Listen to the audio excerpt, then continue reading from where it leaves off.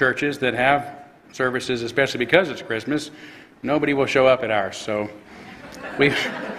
we won't be having a Christmas Sunday service, so I hope you enjoy it with your families. There will be some recommended services online that we've done in the past. And also I'm working on a little holiday special that I'm hoping to have ready for you to watch at home over the weekend whenever you might want, okay? So make up for it. But today is not Christmas for my sermon. But it is meant to ultimately be a hopeful service, so I hope you'll stay with me while we get there, okay? Because we've got to deal with some tough stuff first. And for those who might be visiting for the first time and not know anything about our religion,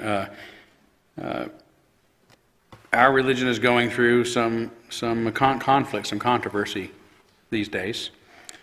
And I've been in the midst of that, to say the least.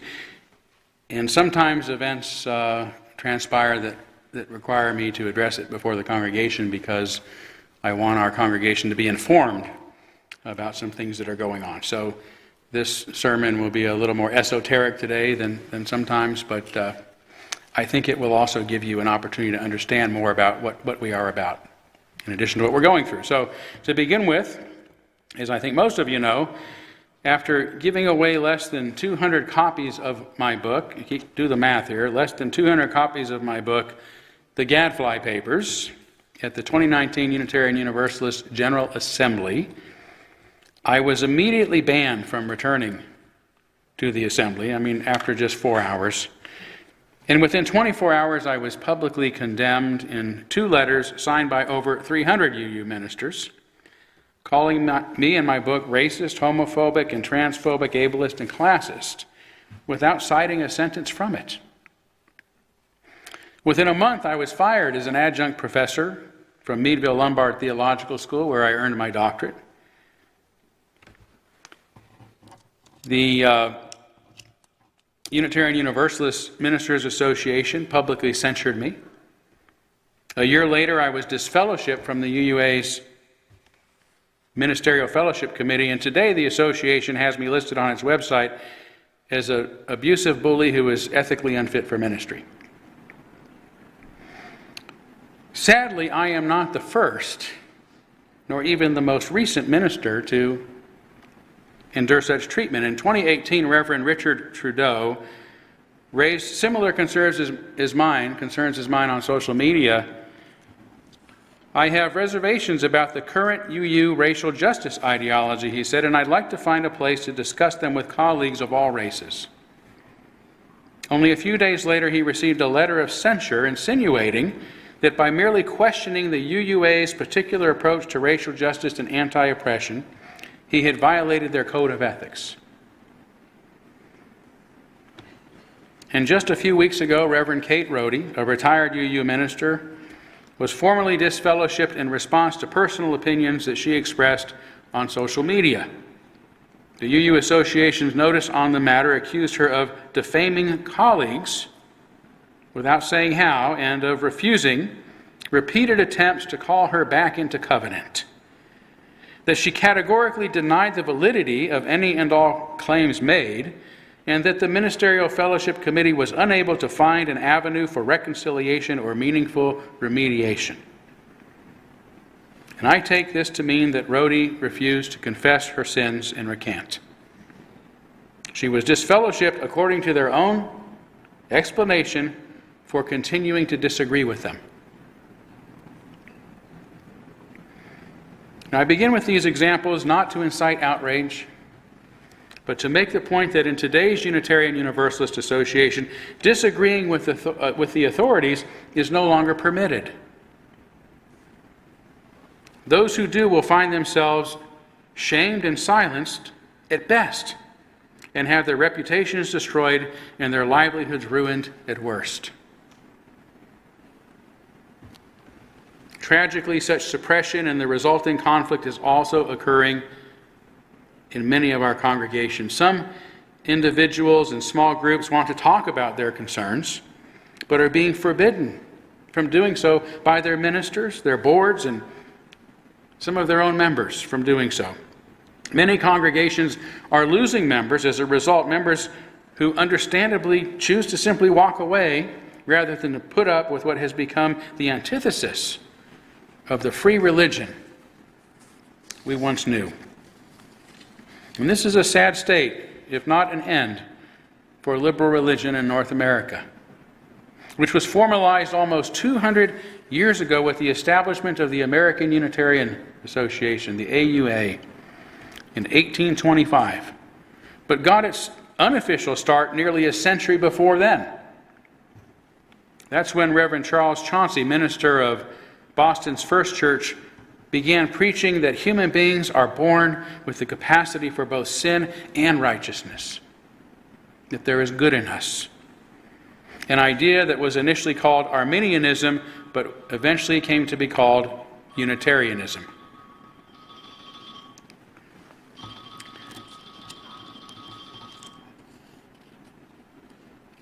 Prior to this, well, actually, I should say 100 years later, Chauncey's Congregational Church was officially named a Unitarian church. And prior to this, King's Chapel, the first Anglican church in colonial America, established in Boston in 1686, installed a Unitarian minister, James Freeman. That was in 1782, making it the oldest Unitarian church in the nation. And the oldest Pilgrim church in the U.S., founded in Plymouth in 1620, became a Unitarian church in 1802. Our religion has been here since the founding of this nation, promoting and demonstrating our belief in human goodness and potential and the virtues of freedom and reason and tolerance. So tolerant are we that, unlike so many other religions that continue to fracture, we formed an association with another religion, Universalism, in 1961. And until very recently have been almost defined by this extraordinary ability to get along exceedingly well, despite our many differences. As the renowned Unitarian Universalist minister Jack Mendelson said in 1964, in a Unitarian Universalist congregation, an agnostic may sit beside one who believes in a personal God. At the after-service coffee hour, a believer in reincarnation may stand chatting with one who affirms utter extinction. Such are the diversities in theological belief. Yet today, the infectious intolerance and dogmatism that began in Boston is spreading to our congregation and is tearing them apart. Anywhere there is resistance to this loss of freedom and reason and tolerance that had defined our liberal religion for almost 300 years. Again, as Mendelson put it, the most fundamental of all Unitarian Universalist principles is personal freedom and religious belief. The principle of the free mind. No holy writ dictates, no creed dictates that must be believed. Today, this is no longer the case, marking the end of an era for religious freedom and liberalism in North America. Along with the loss of personal freedom and our religion and the worth and dignity of every person that went with it is the loss of our collective freedom to express ourselves through legitimate democratic processes. One of the UUA's 7 principles, its 5th principle, is the right of conscience and the use of the democratic process within our congregations and in society at large. Yet for more than a decade, the systems that once kept our congregations democratically engaged with the association have been eliminated, and decision-making power has been consolidated into the hands of a very few people in Boston, at our Boston headquarters. Not long ago, the UUA Board of Trustees had dozens of members elected by UUs in districts all over the country. Today, there are 7 trustees hand-selected by a committee. As recently as the 2016 General Assembly in Columbus, Ohio, as the UU Association's moderator announced plans to transform our liberal religion into a covenantal one, he also said, district leaders are imagining other ways of shaping governance. 3 districts in the Midwest consolidated into one region 2 years ago, and 8 districts in the South and Central Northeast have voted to dissolve and defer governance to the UUA. It doesn't get any clearer than that. The new vision is to defer governance of our congregations to the UUA.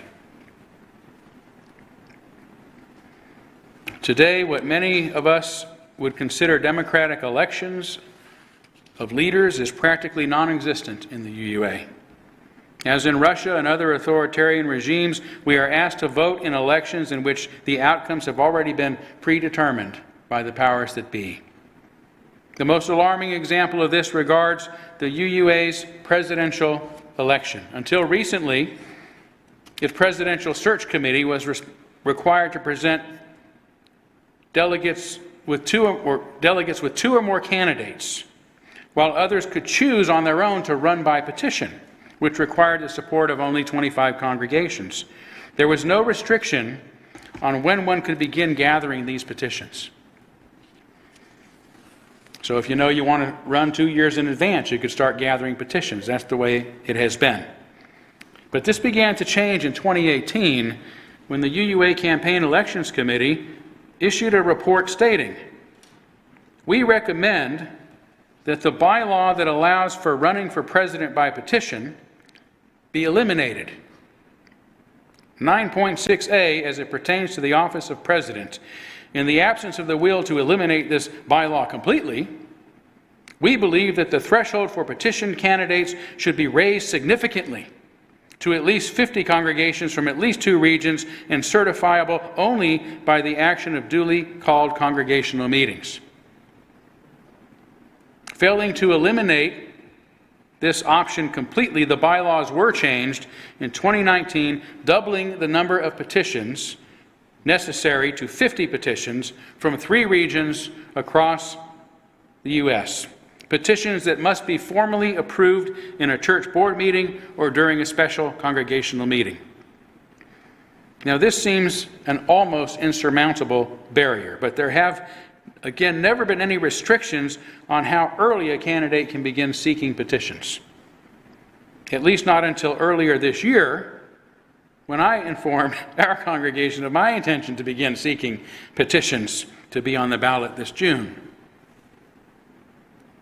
Within just a few days, the election committee contacted me in a terse email falsely claiming I had violated their rules by campaigning before November 15th, when they would officially announce their chosen candidates. And this is patently untrue. The bylaws clearly separate the petitioning process from the campaigning process, and always have.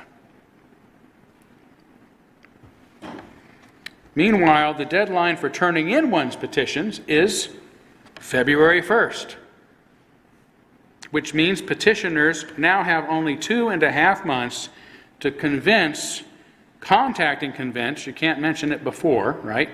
Before November 15th. So to contact and convince 50 congregations from around the country to hold special meetings to approve a petition to have them placed on the ballot. Given the requirements most congregations have around holding special congregational meetings, petitioning to get on the ballot has become impossible, which is what the committee expressly wanted to begin with.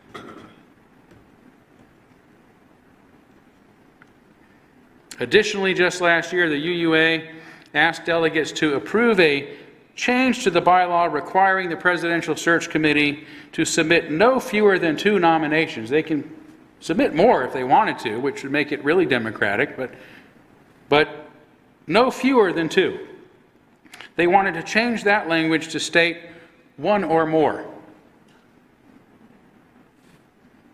By having effectively eliminated petition candidates, this would have allowed them to put forward a single presidential candidate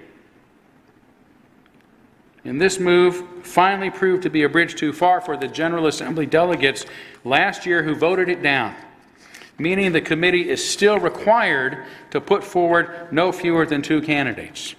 Nevertheless, on November 15th, about 2 weeks ago, the UUA announced a single candidate for the position, explaining that one of their nominees declined the nomination. But once the nominations were made, the committee determined that the only fair and appropriate course of action was to move forward with the nomination of their chosen delegate rather than reopening the application process. A clear violation of their own bylaws, reaffirmed by the delegates just a year ago. Their excuse is nonsense for many reasons. It has prompted much concern about the UUA's blatant violation of its own bylaws and disregard for even a pretense of democracy. In a recent campaign statement, the presidential appointee said, "I am currently the only nominee in the election process, though others may run by petition."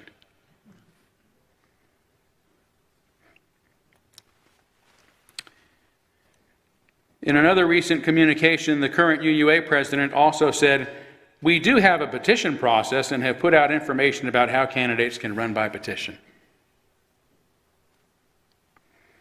Good, I'll get right on that.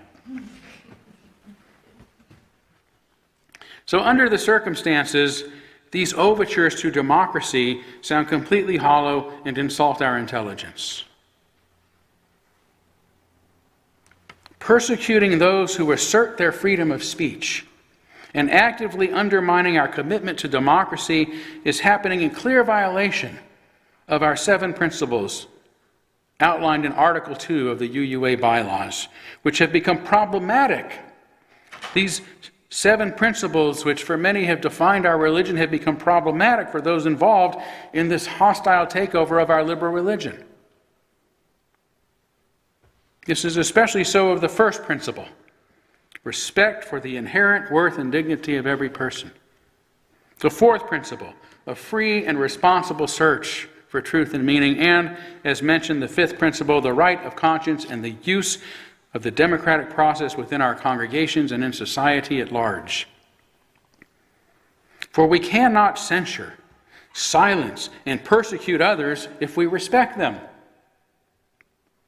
their freedoms, and their right to self-determination.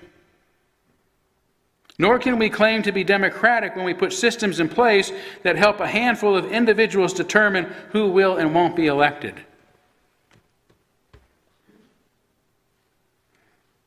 So the UUA's Article 2 Study Commission recently released a proposal to eliminate the 7 principles altogether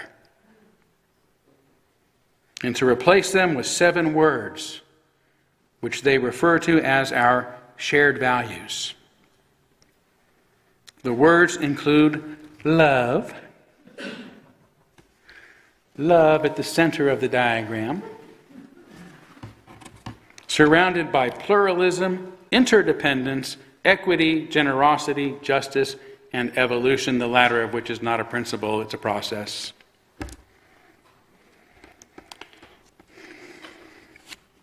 But this is the euphemism for accepting what's going on, right? We're evolving. That's where that's coming from. More importantly, the words that really have defined the core of our religion all these years are absent. Freedom, democracy, independence.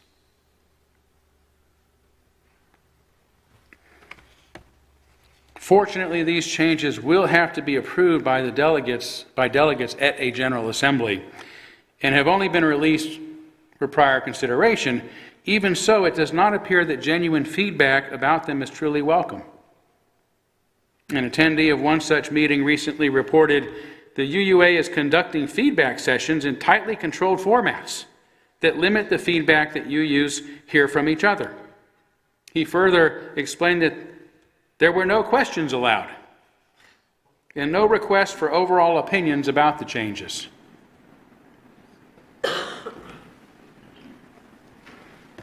And all of this gets back to my main point. Those of us troubled by what's happening to our religion are not bothered by the beliefs of those responsible. We are simply and gravely disturbed that we have been silenced. Simply wishing to discuss our concerns immediately gets us condemned as racist, homophobic, transphobic, ableist, classist, and any other modern version of the word heretic that can be thrown at us. And we can live with our ideological differences. That's the Unitarian way. But we cannot live with being silenced or being part of a religion that is regressing into old patterns of religious intolerance, extremism, and authoritarianism.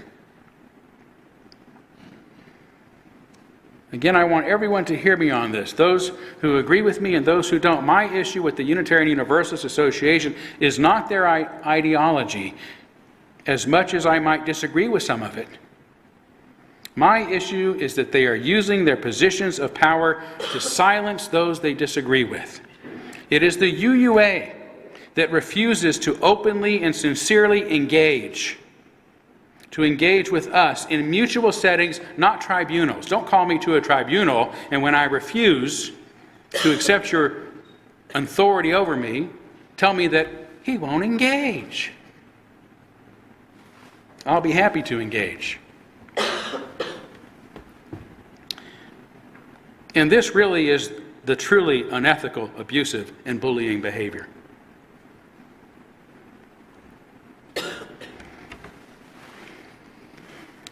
Yet, this is not meant to be a "you've done enough," "have you no sense of decency at long last," "have you left no sense of decency" moment, as it was when Attorney Joseph Welch spoke these words during the McCarthy hearings. On the contrary, as difficult as it is to hear about what's going on to our beloved and beleaguered religion, as difficult as it is for some of us to relive these injustices, myself included, this is meant to be an uplifting message. We'll get there. As we are now ready to consider the power that we have to adequately address and meet this challenge. Our first advantage is that our congregations remain autonomous organizations independent of the Unitarian Universalist Association. I said independent, not interdependent. I know some of you out there are members of congregations that are in conflict over these matters, and I also know how difficult that is to endure. All of us here do. Especially when your ministers and your church leaders are suppressing freedom and democracy in the congregation that you have loved, that you have been part of, and that you have helped build and support. That's tough. But even if your church isn't able to assert its collective independence at this time, you still have yours as individuals, and that is what keeps you free. And that is where your greatest strength lies. The other great advantage we have is each other. The UUA may have abandoned its liberal members and its liberal heritage, but we have not abandoned each other. Our association may have become authoritarian, but we remain free. It may not be willing to hear us, but we can continue to speak. So we need no longer concern ourselves with turning the UUA around. It is not necessary.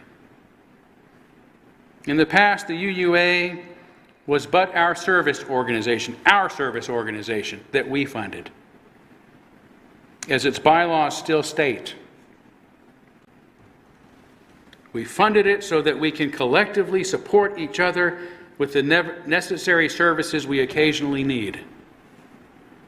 This too is something that we can continue doing because All that is required for doing so is our independence and our continued connection to each other, which we have.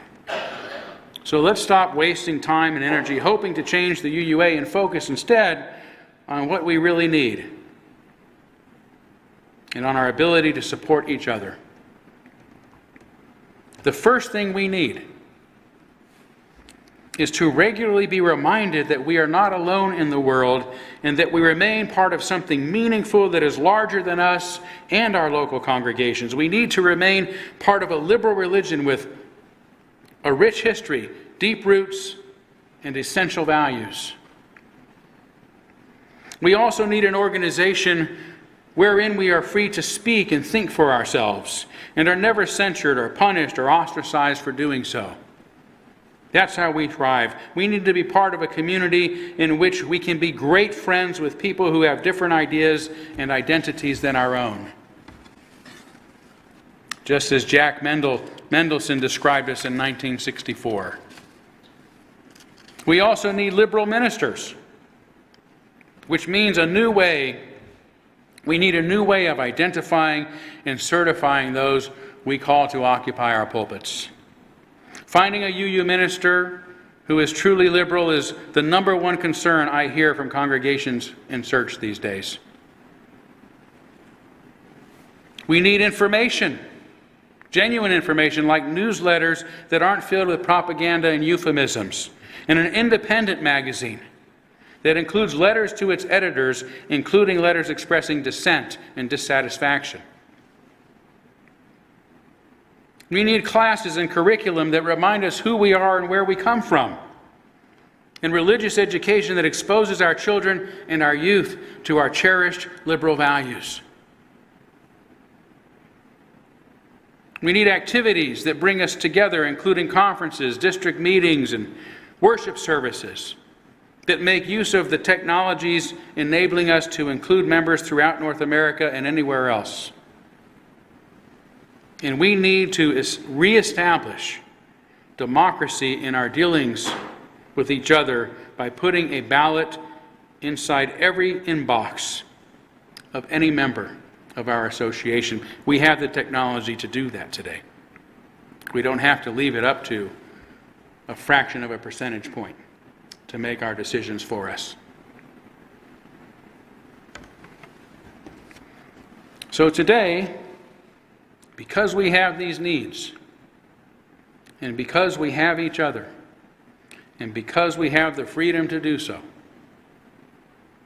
I'm excited to announce the formation of the North American Unitarian Association that very shortly will include individuals and congregations from the U.S. and Canada as members. Those of us working toward its creation, including 2 members from our local congregation's Board of Trustees and a member of our shared ministry team, along with others from both countries, have been working swiftly to make this happen. But given the mounting upset regarding recent developments concerning the 7 principles and the UUA's presidential election process, we felt it necessary to get ahead of ourselves just a little to help alleviate some of the concern, the mounting concern, and redirect it into a positive direction. I want to also make it very clear that the NAUA is not meant to replace the UUA. I still believe the UUA will eventually turn around because I believe it's going down a flawed course that will end in ruin. But this will require new leadership and enough time for them to effect real change. And according to my estimates, based on our election cycles, we won't see anything like this happening until at least 2035, at the earliest. In the meantime, we have immediate and practical needs that must be attended to in order for us to thrive again as religious liberals. So I want to encourage our congregation and other congregations to remain part of the UUA so we can use what little voice we have left to help restore it to the open-minded, open-hearted religion that it is meant to be. And I would be very proud if our Spokane congregation becomes a founding member of the NAUA, but this one's not up to me. It will be up to our Board of Trustees in consultation with our members. But for now, we can feel good and hopeful about the future of liberal religion again, as together we rebuild the relationships and supports that have sustained us in North America for almost 3 centuries, bound by our shared commitment to reason, freedom, and tolerance. Thank you.